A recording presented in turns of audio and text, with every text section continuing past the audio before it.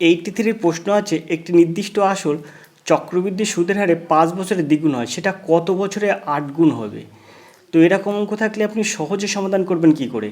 5 বছরে কত হয়েছে? দ্বিগুণ। তো 5 বছরে হচ্ছে দ্বিগুণ। এখন 5 বছরে দ্বিগুণ হলে কত বছরে 8 গুণ হবে? অর্থাৎ এই 2টা কখন 8 হবে? তো 2 কখন 8 হয়?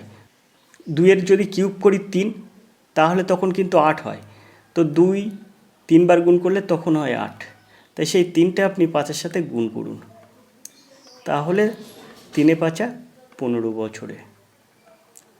15 বছরে কিন্তু 8 গুণ হবে, অর্থাৎ এখানে সঠিক উত্তর হবে সিদ্ধাক 15 বছরে। এখন বললেন স্যার আপনি জানেন বলে এরকম করতে পারলেন, আমরা তো জানি না, আমরা তো শুধু একটা সূত্র জানি, সমূল চক্রবৃদ্ধি সূত্রটাই আমি জানি, তাহলে আমরা করব কি করে? সেক্ষেত্রেও আপনাদের উপায় আছে। আপনারা সবসময় মনে করলেন সমূল চক্রবৃদ্ধি সূত্র কি P×1 + R/100, আর মাথায় টি। টি মানে এখানে কত বলেছে? টি মানে বলেছে এখানে 5 বছর, তাই আপনি টির জায়গাটা কী করলেন? টির জায়গাটায় আপনি কি 5 বছর দিয়ে দিলেন, তো 5 দিয়ে দিলেন।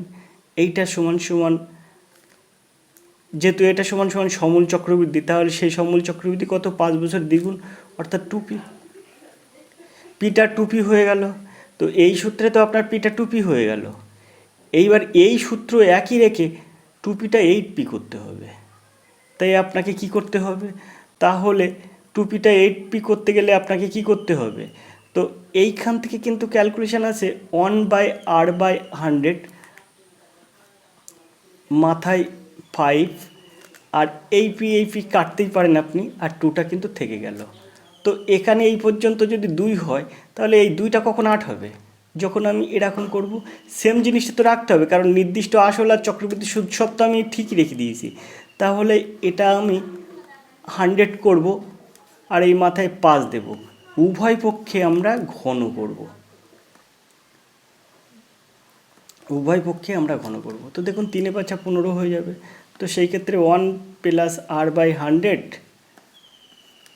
মাথায় 15 সমান সমান 8। দেখুন 15 বছরে 8 গুণ হচ্ছে। আপনার তো সময়ের সাথে আপনার সমূলটা বার করতে বলেছে, তাই 15 বছরে 8 গুণ হচ্ছে, অর্থাৎ সিদ্ধাক হবে সঠিক উত্তর। আপনি যদি জেনে থাকেন, যে সূত্রই আপনি জানেন সেই সূত্রই আপনি করতে পারবেন। যদি আপনি শর্ট ট্রিক্সে সমাধান করতে চান, তাও আপনি এইভাবে করতে পারবেন, কোনো সমস্যা হয় না যদি আপনি অঙ্ক প্র্যাকটিস করেন। তো নিয়মিত অঙ্ক প্র্যাকটিস করুন, চ্যানেলটি দেখুন, আর এরকম শর্ট ট্রিক্সে অঙ্ক করা শিখুন। কখনো কখনো আমরা অঙ্কের উত্তর মেলাতে পারি না, অপশান থেকে খুব সহজে সেই সব প্রশ্নের উত্তর মিলে যায়। তো সেগুলো আমরা আসবো খুব নিচে যখন অঙ্ক আসবো, দেখবেন আপনার আজকে বেশিরভাগ অঙ্কই কিন্তু অপশান থেকে সমাধান হবে। তো আজকে আমরা দেখছি একটি প্র্যাকটিস সেট, যেটি কিন্তু এ সপ্তাহের কর্মক্ষেত্র পত্রিকায় প্রকাশিত হয়েছে। আজকে যে আমরা অঙ্কের প্র্যাকটিস সেটটা সমাধান করছি, এর গত সংখ্যার প্রশ্ন, অর্থাৎ 83 দাগের আগে পর্যন্ত যে প্রশ্ন ছিল, সেই প্রশ্ন কিন্তু আগের সপ্তাহে কর্মক্ষেত্র পত্রিকায় দেওয়া হয়েছিল 82 দাগ পর্যন্ত। তারপরের থেকে কিন্তু 100 দাগ পর্যন্ত, অর্থাৎ 83 থেকে 100 দাগ পর্যন্ত কিন্তু আজকের সংখ্যায় দিয়েছে। তো দেখুন এই গত সংখ্যার পরে সেখানে লেখা আছে। তো এটা কিন্তু এ সপ্তাহের কর্মক্ষেত্র পত্রিকা, আর এই কর্মক্ষেত্র পত্রিকা থেকে আজকে কিন্তু আমরা পিএসসি মিসলেনিয়াস প্রিলি পরীক্ষার প্র্যাকটিস সেটটা সম্পন্ন করছি। তো চলুন পরের অঙ্কটা আমরা কীভাবে করি দেখি। তো আপনারা যারা পিএসসি মিসলেনিয়াস পরীক্ষা দিচ্ছেন, তাদের জন্য বারবার করে রিকোয়েস্ট করব যে আমাদের দেওয়া অঙ্কের ক্লাসগুলো, আমাদের দেওয়া জেনারেল স্টাডিজের ক্লাসগুলো নিয়মিত অভ্যাস করুন। দেখুন আপনার সুফল আসবেই আসবে। আপনি বুঝতে পারবেন, অঙ্ক সম্বন্ধে বুঝতে পারবেন। আপনি জেনারেল স্টাডিজ করবেন, প্র্যাকটিস করবেন, দেখবেন আপনার সুফল আসবেই আসবে। আমরা দেখব এবার 84-এর এই অঙ্কটি। এখানে দেখুন 3000 টাকা এমন দুটি অংশে বিভক্ত করো যেন প্রথম অংশের 6% হারে 5 বছরের সুদ এবং দ্বিতীয় অংশের 8% হারে 3 বছরের সুদের অনুপাত 5:8 হয়। সুন্দর একটি প্রশ্ন। আপনি কিভাবে সমাধান করবেন? সমাধানটা করতে আপনার 2 সেকেন্ড সময় লাগবে না, 2 সেকেন্ড সময় লাগবে না আপনার এই সব প্রশ্নের সমাধান করতে। তো অঙ্কটা দেখেই আপনার মনে হবে যে এটা 40-50 সেকেন্ড সময় লাগতে পারে, বা 1 মিনিট মতো সময় লাগতে পারে। না বন্ধু, না বন্ধু, সে সময়টা লাগবে না, আপনি দেখেই উত্তর করতে পারবেন। সেটা হচ্ছে এখানে দেখুন, এখানে বলেছে আপনার বার করতে হবে কি, আপনার বার করতে হবে এমন দুটি অংশে বিভক্ত করো, আপনার বার করতে হবে এমন দুটি অংশে বিভক্ত করো, প্রথম অংশে সে ক টাকা রেখেছে, দ্বিতীয় অংশে ক টাকা রেখেছে, সেটা কিন্তু আপনার উত্তর বার করতে হবে। তো এখানেও অপশানের মধ্যে আছে দেখুন 2 টাকা করে দেওয়া আছে। তো যেহেতু মোট 3000 টাকা, তাই আপনি সবার প্রথমে এই অপশানে দেখবেন 3000 আছে কোনটা। তো দেখুন একটাই অপশান আছে, সেটা শুধু 3000 আছে, বাকি কোনোটাই কিন্তু টাকার অঙ্ক সমষ্টি কিন্তু 3000 নেই। প্রথমটা শুধু 3000 আছে, এর দাগটা হবে এর সঠিক উত্তর। আশা করি আপনারা বুঝতে পেরেছেন। এইভাবে কিন্তু এখানে দেখার সাথে সাথে অঙ্কের সমাধান হয়ে যায়। এবার যদি বলেন যে স্যার আপনি না এটা দেখেই বুঝতে পেরেছেন, আমরা তো নাও বুঝতে পারি, আপনার বোঝা মানে আপনাকে দেখে শিখতে হবে এটা, এখানেই কিন্তু অঙ্কের ট্যালেন্ট চলে আসবে। আপনি এইভাবে উত্তর থেকে ক্যালকুলেশন করা শিখুন, আপনি সহজেই সমাধান করতে পারবেন এবং সেটা নিট অ্যান্ড ক্লিন হবে, সেটাই আপনার কোনো ভুল ত্রুটি হবে না। এখন আপনি একটা কথা বলতে পারেন, সেটা স্যার এখানে 2000 আর 1000 আছে 3000, এরকম অপশানে থাকতে পারে তো 1500, বা অপশানে থাকতে পারে 500, 2500, বা 1200, 1800, এরকম থাকতেই পারে তো অপশানে। হ্যাঁ থাকতে পারে। সেই ক্ষেত্রে আপনি কিভাবে সমাধান করবেন সেটা দেখুন। আপনি এখানে চলে যাবেন, আপনি সবসময় সুদের অনুপাত মানে আপনি সবসময় সুদের সূত্র কী জানেন, PTR/100। তো পিটাকে পি অন করলাম কারণ প্রথম অংশ দিচ্ছি, ইন্টু টি কত, টি আছে প্রথমটার ক্ষেত্রে 5 বছর, আপনারা দেখতেই পাচ্ছেন 5 বছর, ইন্টু আর কত, আর আছে 6%, তো 6 দিলেন, বাই 100 দিলেন, ইস টু দিলেন, কারণ এখানে বলেছে তো সুদের অনুপাত, তাই আমি কিন্তু সুদের অনুপাতটা বার করছি। 100 দিলেন, দেওয়ার পরে এটা গেল প্রথম সুদ। এবার দ্বিতীয় সুদ কী বলেছে, দ্বিতীয় সুদটা আপনি বার করুন, 8% হারে 3 বছরের, তো P2 দিন কারণ দ্বিতীয় অংশ, P2, তারপরে 3 বছর 8% হারে বাই 100 দিন।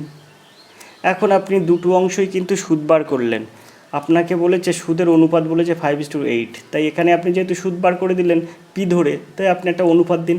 আপনার সুদের অনুপাত হলো এই, আর ওরা বলছে না সুদের অনুপাত 5:8। এবারে আপনি এটাকে ক্যালকুলেশন করুন, অর্থাৎ আপনি এই 100 কাটুন। এবার একটা কাজ করুন, আপনি 30 পি অন করুন বাই 24 P2 করুন, এটা সমান 5/8 করুন। তো এই 8 আর এই 24 কাটলে হয়ে যাবে 3, আর এই 5 আর এই 30 কাটলে হয়ে যাবে 6। এবার আপনি এটাকে ক্যালকুলেশন করুন, এই 3 আর এই 6 কাটুন, 3 দিনও 6। তো এখানে তাহলে কী হবে, P1:P2 সমান কী হবে, 1:2 হয়ে যাবে। আশা করি আপনারা এখান থেকে বুঝতে পেরেছেন ক্যালকুলেশনটা। P1:P2 সমান 1:2। যখন আপনার এই অনুপাত হচ্ছে, তাহলে আপনি আসলটা সহজেই বার করতে পারছেন। 3000 থেকে P1-এর আনুপাতিক ভাগার কত হবে, 1/3, তাহলে 1000, 3000, তো এটা সমান 1000। তাহলে P1-এর মান বেরোলো 1000, আর দ্বিতীয়টা কত হবে, 3000 ইন্টু 2/3,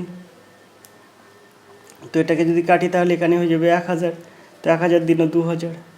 আশা করি আপনারা বুঝতে পেরেছেন। তো এর সঠিক উত্তর হবে এর দাগ 1000 আর 2000। যেভাবেই আপনি সমাধান করতে পারবেন, আপনি যেভাবে পারবেন সেটাই করবেন, তবে এইভাবে করলে খুব ইজি অঙ্ক সমাধান হয়ে যাবে। আমরা চলে যাব 85 দাগের এই প্রশ্নে। প্রশ্ন আছে একই হারে 800 টাকা 5 বছরের এবং 1250 টাকা 4 বছরের সুদের সমষ্টি 720 টাকা হলে সুদের হার কত। তো এটাও খুব সহজে আপনি সমাধান করতে পারবেন। চলুন দেখে নিই কীভাবে করা যাবে। আগে এটা অঙ্ক করছি আমরা 85 দাগের, তারপর অপশান থেকেও আমি দেখিয়ে দেবো যে এটা এরমভাবে করলে হয়ে যায়। অপশান থেকে আগে দেখাচ্ছি না, এটা অঙ্কের থেকে আগে দেখাচ্ছি। দেখুন আপনি কি করে করা যায়। সুদের সমষ্টি কিন্তু বলেছে 720, আর 800 টাকার 5 বছরের এবং 1250 টাকার 4 বছর সুদের সমষ্টি। আর কত বলেছে, একটা নির্দিষ্ট হারে কিন্তু একই হারে, তাহলে আরটা আপনার সবার পক্ষে সব ক্ষেত্রে কিন্তু একই জিনিস হবে, সেটা হচ্ছে 8। তো আমরা সুদের সূত্র জানি 800 P into T into R by 100, এটা আমরা জানি। দ্বিতীয় ক্ষেত্রে আছে 1250 আর 4 বছর, 1250 ইন্টু টি ইন্টু আর, কারণ সবার ক্ষেত্রে তো আর একই, তাই আরটা সবার ক্ষেত্রে একই রেখে দিয়েছি, বাই 100। এবার এই দুটো সুদ বার করেছি, এর সমষ্টি কত বলেছে, এর সমষ্টি মানে যোগফল, আমরা যোগ করে পাচ্ছি এটা, আর ওরা যোগ করে পাচ্ছে কত, 720। তো এখান থেকে সহজেই আমরা এটা সমান সমান 720 করতেই পারি। তো এখান থেকে আমরা কাটাকুটি করতে পারি। তো এই দুটো শূন্য আর এই দুটো শূন্য কাটবো, কাটলে এখানে হয়ে যাবে 5 × 8 = 40 আর, তো এখানে 40 আর দিয়ে দিলাম, প্লাস এইখানে 4 × 25 100 করব, আর এখানে 5 × 25 125, অর্থাৎ 50 হয়ে যাবে। তো এখানে 50 আর, এটা সমান সমান 720। তাহলে এখানে আর সমান সমান কী হবে, 50 40 90, 720টাকে আমরা 90 দিয়ে ভাগ করে দেবো। তো এখানে হচ্ছে কত, এখানে 8 হচ্ছে, তো 8 সমান সমান কত হচ্ছে, 8%। তো সুদের হার 8%, অর্থাৎ বিদ্যাগ হবে সঠিক উত্তর। আশা করি আপনারা বুঝতে পেরেছেন। এখন যদি বলেন স্যার আমি এটা অপশান থেকে করব, অপশান থেকে আপনি কীভাবে সমাধান করবেন, কোনো সমস্যা না। আপনাদেরকে সবসময় বলেছি যদি আসল বার করতে হয় তাহলে এখানে সুদ দেওয়া থাকবে, সুদ হলে সুদকে আপনারা উল্টো করে গুণ করবেন, সুদের হারের মান দিয়ে উল্টো করে গুণ করবেন। আর যদি সুদ বার করতে হয় তাহলে আপনারা সোজাভাবে গুণ করবেন। সেটা কিভাবে করবেন দেখুন, আপনি মনে করুন সুদের হার 8%, তো সরাসরি 5 আর 8 গুণ করে দিন, কত হচ্ছে, 5 × 8 = 40, সেই ক্ষেত্রে হয় কিন্তু 40%। 40% কথার অর্থ হচ্ছে 40/100। এখন এটাকে আমরা সোজাভাবে গুণ করে দেবো, অর্থাৎ 800-র সঙ্গে সোজাভাবে গুণ করে দেবো, 800 × 40/100, এই সোজাভাবে গুণ করে দিলাম, কত হচ্ছে, 4 × 8 = 32, 320 টাকা। ঠিক 1250 আছে, আমরা 1250, এটা কিন্তু আমরা অন্য মানে অপশান থেকে সমাধান করছি, 1250 দিলাম, এবার এখানে 4 বছর 8% হারে 4 × 8 = 32, অর্থাৎ 32/100। তো এই শূন্যটা আর এই শূন্যটা কাটলাম, আর এখানে আমরা কি করলাম, এখানে দেখাচ্ছে 5 × 10 করলাম, আর এখানে 16 × 32 করলাম, আর এই 5 আর 125 কাটলে হয়ে যায় কত, 5 × 25 = 125, আর 25কে আমরা যদি 16 দিয়ে গুণ করি তাহলে আমরা কত পাবো, 8 × 25 = 200 পাই, 16 × 25 = 400 পাবো, 400 পাবো। তাহলে এর থেকে সুদ বেরোলো 400, এর থেকে সুদ বেরোলো 320, তাহলে দেখুন 4 × 3 = 720 টাকা সুদ হচ্ছে। সেটাই তো চেয়েছে আপনার উত্তর। খুব সহজে এটা সমাধান করা গেল। তো 5 দাগের সঠিক উত্তর হবে 8%। আশা করি আপনারা বুঝতে পেরেছেন। তো এইভাবে সহজে সব অঙ্ক সমাধান করা যায়, খুব সহজে সমাধান করা যায়। তো এবার আমরা চলে যাবো পরের প্রশ্নে। পরের প্রশ্ন দেখব কী আছে। তো প্রশ্নটা তার জন্য একটু উপরে দিকে তুলব। 86-এর অঙ্ক আছে, এক বিক্রেতা 144 টাকায় একটি দ্রব্য বিক্রি করে ক্রয় মূল্যের সমান হারে লাভ করে, দ্রব্যটির ক্রয় মূল্য কত? সুন্দর প্রশ্ন। মানে এই রকম টাইপের প্রশ্ন কিন্তু যে কোনো কম্পিটিটিভ পরীক্ষার জন্য কিন্তু খুবই গুরুত্বপূর্ণ। তো এই অঙ্কটা আপনি অপশান থেকে সমাধান করতে পারবেন, খুব সহজেই সমাধান করতে পারবেন। আবার আপনি মানে এক্স ধরেও করতে পারবেন। আগে আমরা অপশান থেকে দেখছি। তো আপনার উত্তর চাইছে দ্রব্যটির ক্রয় মূল্য কত? তা দ্রব্যটির ক্রয় মূল্য নিশ্চিত এখানে দেওয়া আছে, দ্রব্যটির ক্রয় মূল্য। তো দেখুন এখানে একটা জিনিস বুঝবেন, এক চান্সে আপনি কী করে বুঝতে পারবেন যে দ্রব্যটির ক্রয় মূল্য এরকমভাবে ধরলে পরে এটা সমাধান হয়ে যাবে। তো এখানে বলছে 144 টাকায় দ্রব্যটি বিক্রি করে ক্রয় মূল্যের সমান হারে লাভ করেন। তো যদি 60 টাকা যদি দ্রব্যটির ক্রয় মূল্য হয়, 60 টাকা যদি জিনিসটার ক্রয় মূল্য হয়, তাহলে 144 টাকায় বিক্রি করে কিন্তু তাকে 84 টাকা লাভ হবে। সেই ক্ষেত্রে কিন্তু ক্রয় মূল্যের সমান হারে লাভ হচ্ছে না, অনেক বেশি কম হচ্ছে। তাই আপনি 60টা দেবেন না। ঠিক সেমভাবে 100টাতেও ওরকম আসবে, কারণ আপনার ডবল হচ্ছে, এখানে ডবলের থেকে কম হচ্ছে, এরকম হচ্ছে, মানে এলিবেলি মতো হচ্ছে।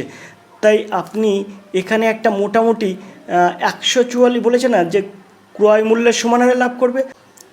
আমি যদি এই ক্রয় মূল্যটা 80 টাকা ধরি তাহলে কীভাবে সমাধান করব দেখুন।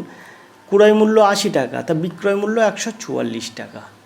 ক্রয় মূল্য 80 টাকা আমরা বাদ দেব, লাভ দাঁড়াচ্ছে 64 টাকা। লাভ দাঁড়াচ্ছে কিন্তু 64 টাকা। তো 80 টাকায় লাভ হয় 64 টাকা। 1 টাকায় লাভ হয় কত? তা বাই 80। 100 টাকায় লাভ হয় কত? তো ইন্টু 100। এই শূন্য আর এই শূন্য কাটবো, 8 × 8 = 64। দেখুন 8 × 10 = 80। আপনাকে তো সেটাই চেয়েছে, মানে যে দ্রব্যটা 80 টাকায় কিনছেন আপনি শতকরা 80 টাকা লাভ করুন, শতকরা 80 টাকা লাভ করুন, সেটাই কিন্তু করেছেন, 100 টাকায় 80 টাকায় লাভ করেছেন। সেটাই কিন্তু এখানে বলেছে এক বিক্রিতে 144 টাকা একটি দ্রব্য বিক্রি করে ক্রয় মূল্যের সমান হারে লাভ করবে, মানে ক্রয় করেছে 80 টাকা সেই হারেই কিন্তু সে লাভ করবে। তাহলে বুঝতে পারছেন বিষয়টা, তাই কিন্তু এর সঠিক উত্তর হবে ডির দাগ, 80 টাকা। এইবার যদি আপনি বলেন না স্যার আমি এটা হয়তো একটু অসুবিধা হয়ে যাবে, আমি পারবো না, কিন্তু আপনি এটা এক্সের ব্যবহার করতে পারেন। সেটা কীভাবে করবেন? এই যে এক্স প্লাস এক্স ইন্টু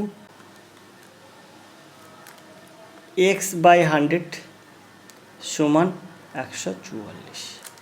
এখান থেকে যদি আপনি ক্যালকুলেশন করেন, করে এক্সের মান বার করেন, তাহলে 80 আসবে। তো এটা কিন্তু আপনার যথেষ্ট টাফ হয়ে যাবে, আপনি কিন্তু এটার মিডল টার্মে চলে আসবে। সেই ক্ষেত্রে আপনার মিডল টার্ম করে কিন্তু 80টা বার করতে হবে। তো এইভাবে এই অঙ্কগুলোর সহজেই সমাধান করা যায়। চলে যাবো 87 দাগের এই অঙ্কে।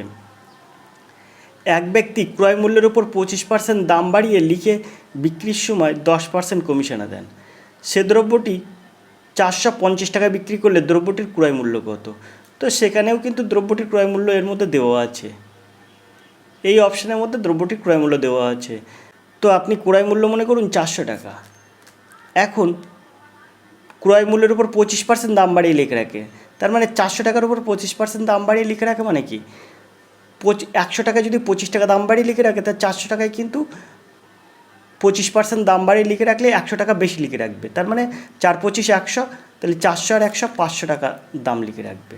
এখন বিক্রি করার সময় কী করবে? 10% কমিশনে দেবে। 10% কমিশনে মানে 100 টাকায় 10 টাকা কমিশনে দিলে 500 টাকায় 50 টাকা কমিশনে দেবে, তাই বিয়োগ করুন 50 টাকা। কমিশনে দিয়ে কিন্তু ও বিক্রি করছে, বিক্রি করলে কত টাকায় বিক্রি হচ্ছে? 450।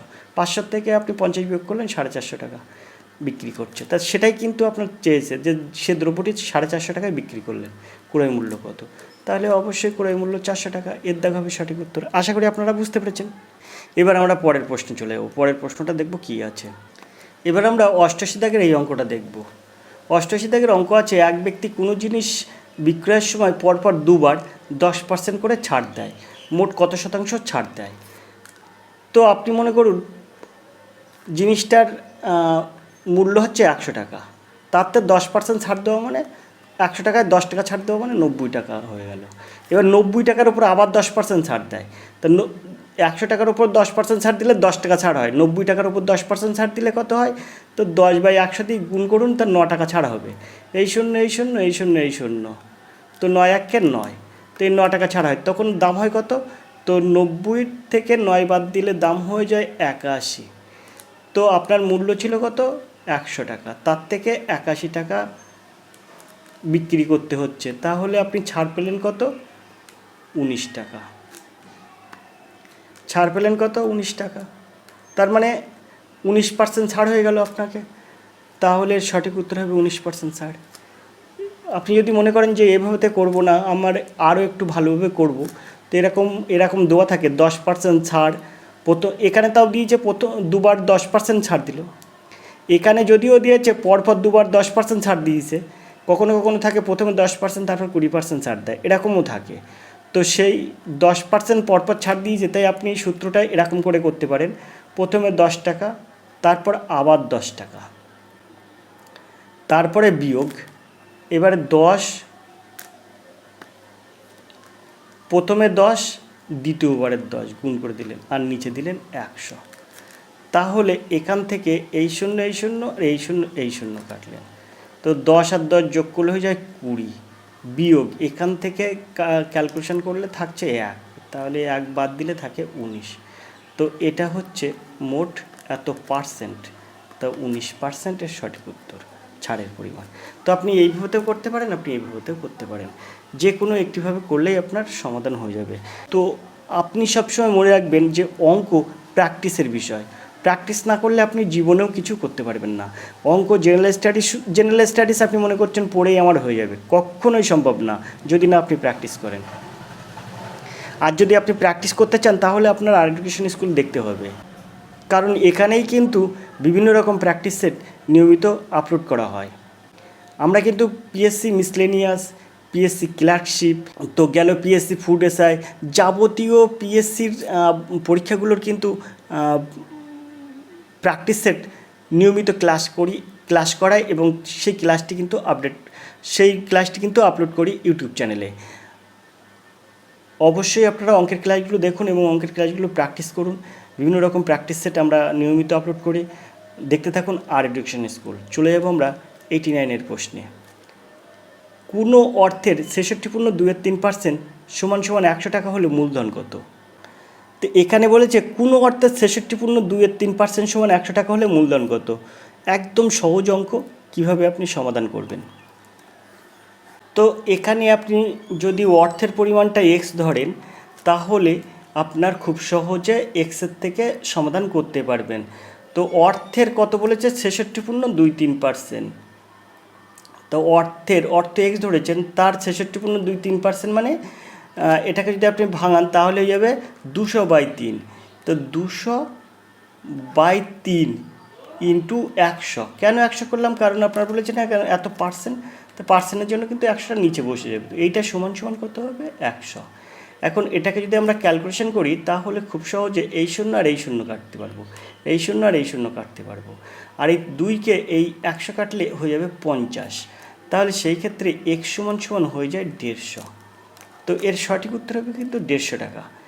খুব সহজে এইভাবে আপনি সমাধান করতে পারেন। আপনি যদি মনে করেন যে স্যার আমি অপশান থেকে কীভাবে সমাধান করতে পারবো, এই মূলধন মনে করুন 150, তার 200/3 আর এই যে গুণ 100, কারণ আপনাকে বলেছে তো এই পার্সেন্ট এখানে বলেছে এত পার্সেন্ট, তাই 100টা নিচে দিয়ে দিলেন। এবারে এই শূন্য আর এই শূন্য কাটলেন, এই শূন্য, আর এখানে 3 50 150, 50 আর 2 যদি আপনি গুণ করেন তাহলে 50 দিনে 100। তো সেটাই আপনার চেয়েছে, এখানে 100টা হয়ে গেল। আশা করি আপনারা বুঝতে পেরেছেন। তো এইভাবে কিন্তু অপশান থেকেও সমাধান করতে পারেন আপনি খুব সহজে। আমরা চলে যাব 90 দাগের এই প্রশ্নে। প্রশ্ন আছে এ এর বেতন বি এর বেতনের থেকে 20% বেশি, বি এর বেতন এর বেতনের থেকে শতকরা কত কম।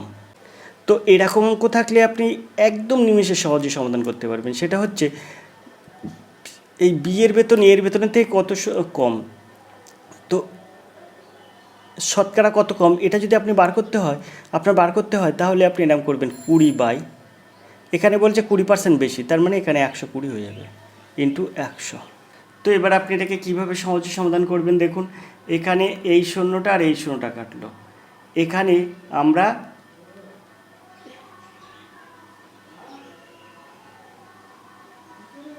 6 দিনও 12 আর এখানে 5 দিনও 10 করলাম, আর এখানে আমরা 3 দিনও 6 করলাম, আর এখানে 10 দিনও 20 করলাম, তাহলে 50/3। 50/3 সমান কি? 16/2/3। তো এর সঠিক উত্তর হবে 16/2/3। এর দাগ হবে সঠিক উত্তর। আশা করি আপনারা বুঝতে পেরেছেন। 91 দাগের প্রশ্ন দেখব। 91 দাগের অঙ্ক আছে একটি নৌকা স্রোতের অনুকূলে একটি নির্দিষ্ট দূরত্ব 4 ঘন্টায় এবং স্রোতের প্রতিকূলে ওই দূরত্ব 6 ঘন্টায় অতিক্রম করে। স্রোতের বেগ 2 কিমি/ঘন্টা হলে স্থির জলে নৌকার বেগ কত? তো এই অঙ্কগুলো খুব সহজে সমাধান করা যায়। শুধু সূত্র একটু আপনাকে ব্যবহার করতে হবে। সূত্র ব্যবহার করে আপনি এই অঙ্কগুলো খুব সহজেই সমাধান করতে পারবেন নিমেষেই। তো দেখুন এরকম অঙ্ক থাকলে ভালো করে বুঝবেন। এখানে বলেছে স্রোতের অনুকূলে একটি নির্দিষ্ট দূরত্ব 4 ঘন্টায় এবং স্রোতের প্রতিকূলে ওই দূরত্ব 6 ঘন্টায় অতিক্রম করে। স্রোতের বেগটা দেওয়া আছে 2 কিমি/ঘন্টা, নৌকার বেগটা কত? এইরকম অঙ্ক থাকলে, এই নৌকার বেগ এটা থাকলে আপনি কিভাবে এটার সমাধান করবেন? তো নৌকার বেগ এরকম থাকলে আপনি এই যে এস অর্থাৎ স্রোতের বেগটা দেওয়া আছে কত? 2। এবার আপনি এটাকে কি করবেন? যেহেতু বলেছে নৌকার বেগ বার করতে, তাই আপনি এই যে 6 ঘন্টা আর 4 ঘন্টা ওপরে যোগ করবেন, 6 + 4 আর 6 - 4। এটা কিন্তু আপনার সূত্র হচ্ছে এই, যদি নৌকার বেগ বার করতে বলে 6 + 4 6 - 4। যদি নৌকার বেগ বার করতে বলে তাহলে সূত্র হচ্ছে 6 + 4 6 - 4।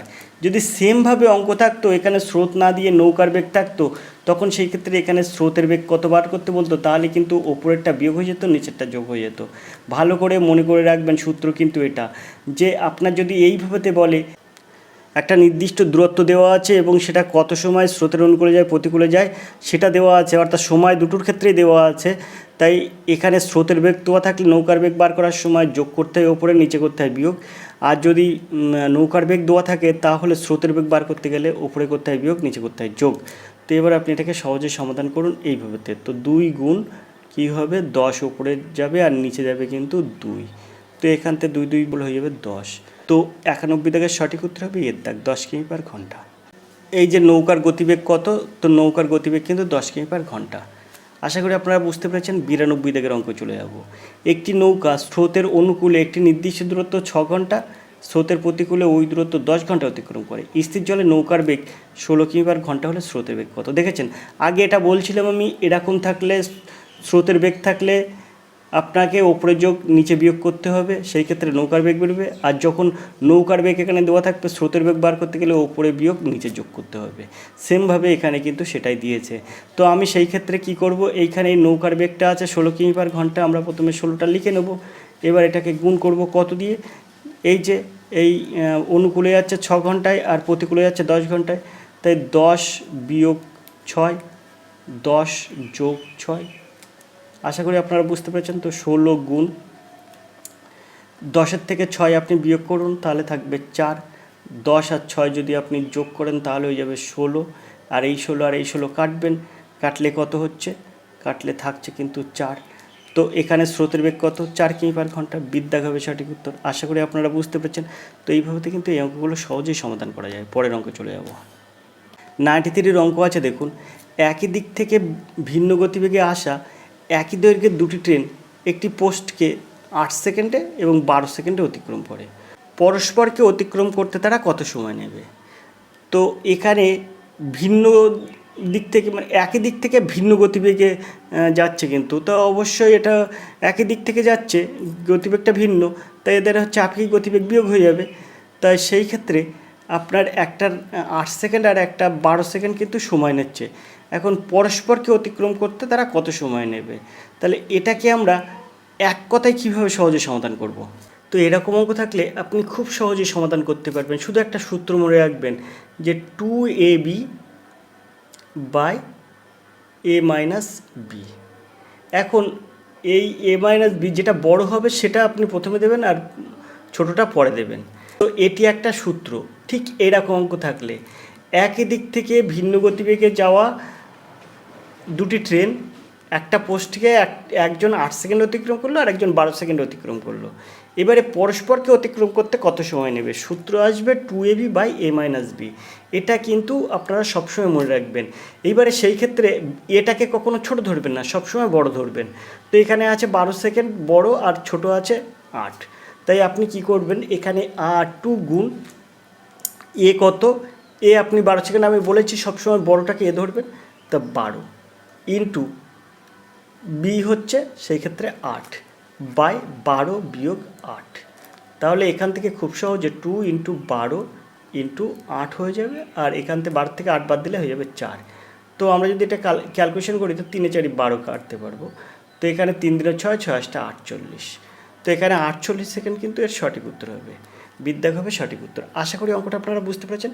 এই অঙ্কগুলো কিন্তু সূত্রের সাহায্যে খুব সহজে সমাধান করবেন। এরকম অঙ্ক থাকলে আপনাকে এলিবিলি অন্য কোনো দিকে নজর দিতে হবে না, আপনি কিছু সূত্র আপনি মনের মধ্যে আনবেন যে এইরকম অঙ্ক থাকলে আপনারা এই সূত্রের সমাধান করতে পারবেন খুব সহজে।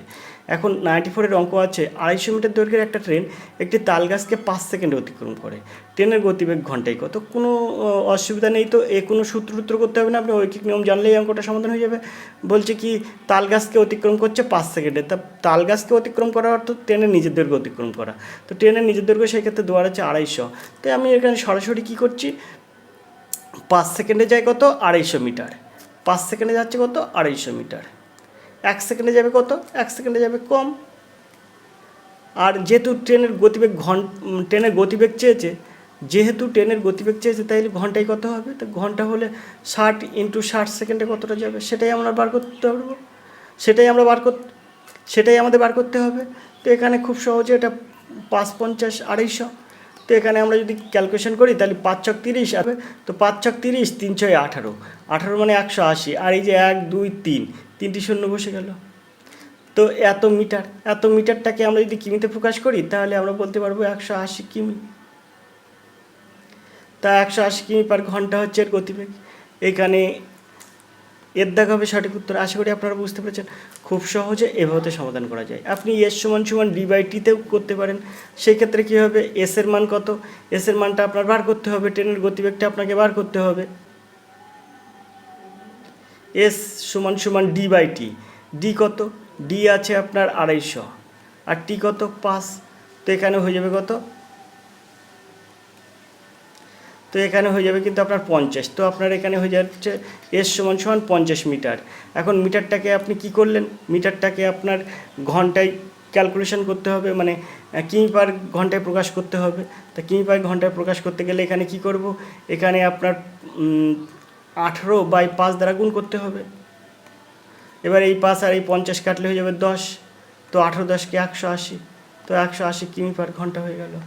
আপনি যেভাবেতেই পারবেন এটা সমাধান করতে পারবেন। যে কোনো প্রকারে গেলেই আপনার সমাধান হয়ে যাবে, যে কোনো প্রকারে। এস সমান সমান ডি/টি এই সূত্রেও আপনি সমাধান করতে পারেন। 95 দাগের প্রশ্ন আছে, একটি বাদর 12 মিটার দৈর্ঘ্যের একটি তৈলাক্ত উলম্ব বাসে ওঠার চেষ্টা করছিল। সে 1 মিনিটে 3 মিটার ওঠে, পরবর্তী 1 মিনিটে 1 মিটার নেমে যায়। বাসটির শীর্ষে উঠতে বাদরটি কত সময় লাগবে? তাহলে এবার আমরা কি করব, এটাকে কিভাবে সমাধান করব? তো দেখুন, 12 মিটার দৈর্ঘ্যের একটা তৈলাক্ত বাস 1 মিনিটে 3 মিটার ওঠে, পরবর্তী 1 মিনিটে 1 মিটার নেমে যায়। তাহলে মোট 2 মিনিটে সে কতটা যাবে? 2 মিনিটে যাবে কিন্তু 2 মিটার। 2 মিনিটে যাচ্ছে 2 মিটার। তাহলে আপনাকে ভাবতে হবে 2 মিটার যায় 2 মিনিটে, তাহলে 1 মিটার যাচ্ছে ক মিনিটে? 1 মিটার যাচ্ছে কিন্তু 2/2 এত মিনিটে। 10 মিটার যাচ্ছে ক মিনিটে? 10 মিটার যাচ্ছে 2 × 10 আর নিচে 2। তো এই 2 আর এই 10 কাটলে হয়ে যাবে 5, তো 5 × 10। 10 মিটার যাচ্ছে কিন্তু 10 মিনিটে। এখন মোট কতটা লম্বা বাস?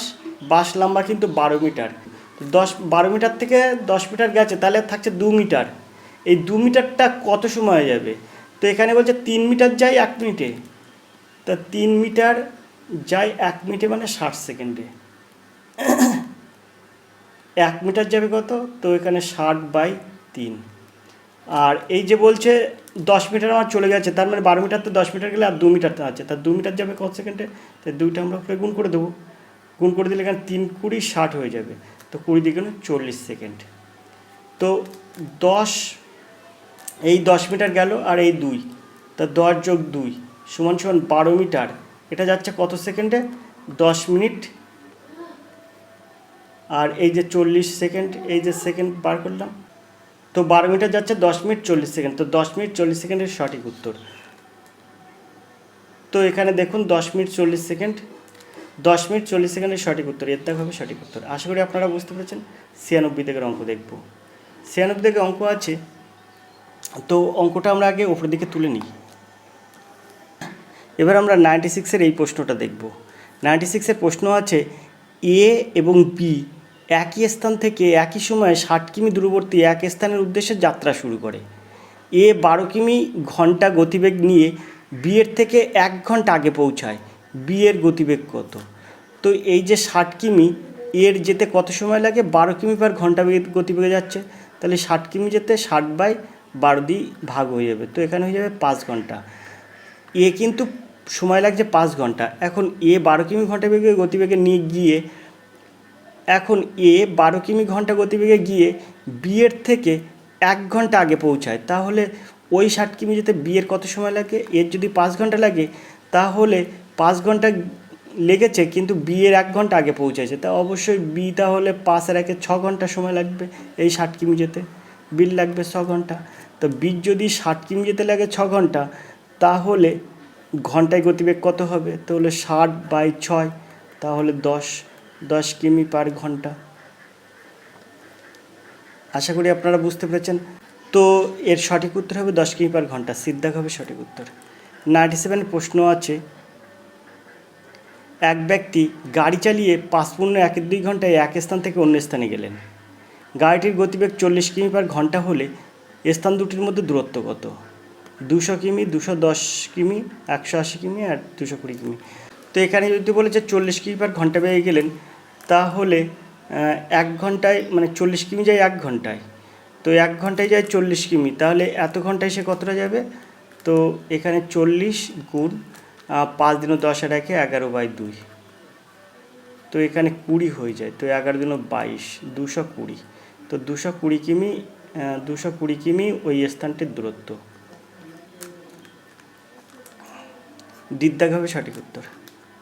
98 প্রশ্ন আছে, একটি খালি চৌবাচ্চা একটি নল দিয়ে 10 মিনিটে পূর্ণ হয় এবং অপর একটি নল দিয়ে ভর্তি হয় 15 মিনিটে। নল দুটি একসঙ্গে খুলে দিলে কতক্ষণে চৌবাচ্চাটি জলপূর্ণ হবে?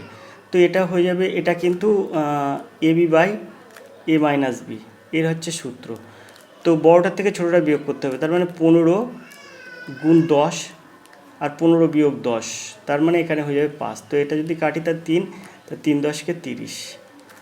তো এর সঠিক উত্তর হবে কিন্তু 30 মিনিট, এর দাগ হবে সঠিক উত্তর। 99 দাগের প্রশ্ন আছে, চৌবাচ্চার একটি ছিদ্র দিয়ে পূর্ণ চৌবাচ্চা খালি হয় 8 মিনিটে। একটি নল দিয়ে প্রতি মিনিটে 5 লিটার জল চৌবাচ্চায় প্রবেশ করলে পূর্ণ চৌবাচ্চা খালি হতে 24 মিনিট সময় লাগে। চৌবাচ্চাটি কত লিটার জল ধরে? তো এরকম অঙ্ক থাকলেও আপনাকে সেমভাবে করতে হবে, এটাকে আপনার এ ধরতে হবে, এটাকে আপনার বি ধরতে হবে। তো সেই ক্ষেত্রে AB/A-B, অর্থাৎ 24 গুণ 8 আর 24 বিয়োগ 8 মানে 16। তো সেই ক্ষেত্রে 8 × 16 আর 12 × 24, তো এটা হয়ে যাবে 12। এটা কিন্তু সময় লাগবে কিন্তু 12 মিনিট। এখন এখানে বলছে প্রতি মিনিটে 5 লিটার জল চৌবাচ্চায় প্রবেশ করে, তাহলে এখানে বলে চৌবাচ্চাটি কত লিটার জল ধরে, তাহলে এখানে আপনি 12কে 5 দিয়ে গুণ করে দিন, তাহলে 60 লিটার জল ধরবে, অর্থাৎ এর দাগ হবে সঠিক উত্তর। 100 দাগের প্রশ্ন আছে, দেখুন, একজন লোক বা দুজন মহিলা বা 4 জন বালক একটি কাজ 14 দিনে করতে পারে। একজন লোক, একজন মহিলা, একজন বালক একত্রে কাজটি কত দিনে করবে? তো এটা সমাধান করব কিভাবে, দেখি।